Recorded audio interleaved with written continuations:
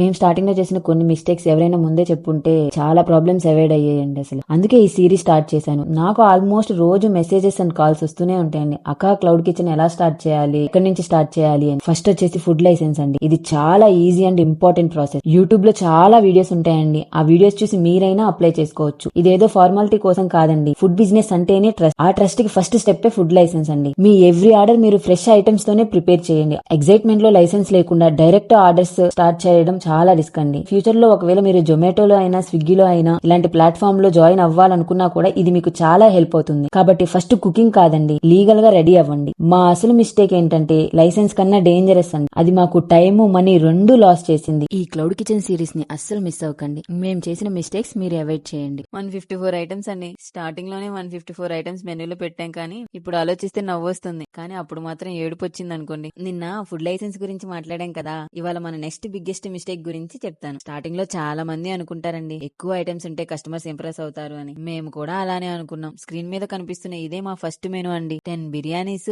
10 pulaos, curries, starters, ఇలా మొత్తం 154 items పెట్టేశాం. కానీ ఒక్క సండే మా మైండ్ సెట్ మొత్తం మార్చేసింది. ఆ రోజు 20 ఆర్డర్స్ వచ్చాయి. ఏ ఆర్డర్ ముందు చేయాలి, ఏ ఆర్డర్ తర్వాత చేయాలి అని అర్థం కాలేదు. ఫుడ్ ప్రిపేర్ చేసాం, కానీ కస్టమర్ దగ్గరికి చాలా లేట్ గా రీచ్ అయింది. ఆ రోజు ఒక విషయం బాగా అర్థమైంది. ఫుడ్ ఎంత బాగున్నా టైం కి రీచ్ అవ్వకపోతే కస్టమర్ కి అది మంచి ఎక్స్పీరియన్స్ కాదండి. ఇంకా ఇంకొక ప్రాబ్లం ఏంటో తెలుసా? కస్టమర్ మెనూ ఓపెన్ చేసి 150+ ఐటమ్స్ చూస్తే వీళ్ళు నిజంగా ఇన్ని ఐటమ్స్ ఫ్రెష్ గా చేస్తారా అనే డౌట్ ఆటోమేటిక్ గా వస్తుందండి. అప్పుడే మేము మెనూని కంప్లీట్ గా సింప్లిఫై చేసాం. ఎందుకంటే కస్టమర్స్ కి క్వాంటిటీ గుర్తు పెట్టుకోరండి, క్వాలిటీ, కన్సిస్టెన్సీ ఆ రెండు మాత్రం ఎప్పటికీ మర్చిపోరు. చాలా మంది కాల్ చేసి అక్క మెనూలో ప్రైజెస్ ఎలా పెట్టాలి అని అడుగుతున్నారండి. అది నెక్స్ట్ ఎపిసోడ్ లో మాట్లాడుకుందాం. తక్కువ ప్రైస్ పెట్టినంత మాత్రాన కస్టమర్ తోసుకుంటూ వచ్చేరండి. మీ కష్టానికి కూడా విలువ ఉంటుంది. అలా అని మరీ ఎక్కువ పెట్టేసినా ప్రాబ్లమే. హలో అండి, welcome to episode 3 of cloud kitchen mistakes. Starting లో అందరికీ ఒక ఫీలింగ్ ఉంటుంది. అదేంటంటే కొంచెం తక్కువ ప్రైస్ పెడితే కస్టమర్స్ ఎక్కువ వస్తారు అని. మెల్లిగా ప్రైసెస్ పెంచుకుంటూ వెళ్దాంలే ఫ్యూచర్ లో అని అనుకుంటారు. కానీ రియాలిటీ కంప్లీట్ గా ఆపోజిట్ ఉంటుందండి.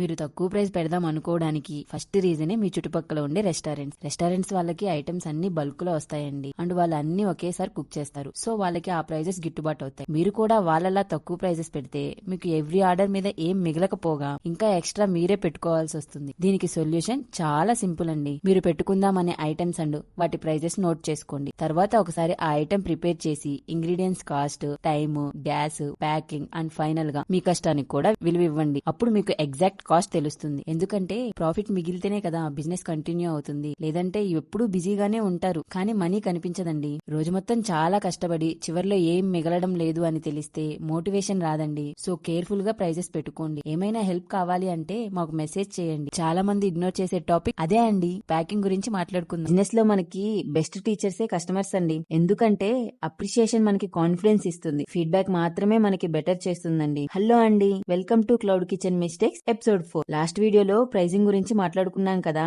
ఇవాళ మన ప్యాకింగ్ ని కంప్లీట్ గా మార్చేసి ఒక ఇన్సిడెంట్ గురించి చెప్తానండి. స్టార్టింగ్ లో మేము ఒకటే అనుకున్నాం, ఫుడ్ బాగుంటే చాలు, ప్యాకింగ్ ఎలా ఉన్నా పర్లేదు అని. కానీ అది రాంగ్ అండి. ఒక రోజు ఎప్పటిలాగానే ఆర్డర్స్ అన్ని డిస్పాచ్ చేసాం. కొంచెం సేపట్లో ఒక కస్టమర్ నుంచి మెసేజ్ వచ్చింది, ప్యాకింగ్ కొంచెం ఇంప్రూవ్ చేయండి అని. అది చూడగానే షాక్ అయ్యానండి. ఎందుకంటే ఫాలోవర్స్ సజెషన్స్ ని కన్సిడర్ చేసి అప్పటికే ఎకో ఫ్రెండ్లీ ప్యాకింగ్ స్టార్ట్ చేసాం. అసలు మళ్ళీ ప్రాబ్లం ఎక్కడొచ్చిందంటే రైతా బాక్స్ మొత్తం నానిపోయింది అని చెప్పారు. ఫుడ్ చాలా బాగుందండి, ప్యాకింగ్ కొంచెం ఇంప్రూవ్ చేయండి అని మాత్రమే అన్నారు. అప్పటి నుంచి ఐటమ్ ను బట్టి ప్యాకింగ్ చూస్ చేయడం స్టార్ట్ చేసాం. రైస్ కి ఒక ప్యాకింగ్, కర్రీస్ కి ఇంకొకటి, స్టార్టర్స్ కి ఇంకోటి, రైతాకి ఇంకోటి. చాలా మంది ప్లాస్టిక్ ఎందుకు యూజ్ చేస్తున్నారని అనుకోవచ్చండి. రీజన్ సింపుల్ అండి. కొన్ని ఎకో ఫ్రెండ్లీ బాక్సెస్ కర్రీస్ లో ఉన్న ఆయిల్ ని, గీ ఫ్లేవర్ ని అబ్జర్వ్ చేస్తున్నాయి. కస్టమర్ దగ్గరికి రీచ్ అయ్యేసరికి టేస్ట్ మారిపోతుందండి. అందుకే ఐటమ్ ను బట్టి ప్యాకింగ్ డిసైడ్ చేసాం. ఆ రోజు ఆ మెసేజ్ ని ఇగ్నోర్ చేసుంటే ఈ లెసన్ ఎప్పటికీ నేర్చుకునే వాళ్ళం కాదండి. అందుకే నేను ఒక్కటే చెప్తాను, కాంప్లిమెంట్స్ మీకు ఎంత హ్యాపీనెస్ ఇస్తాయో ఆనెస్ట్ ఫీడ్బ్యాక్ మాత్రం మిమ్మల్ని అంత బెటర్ చేస్తుందండి. ఇలాంటి యూస్ఫుల్ ఇన్ఫర్మేషన్ వీడియోస్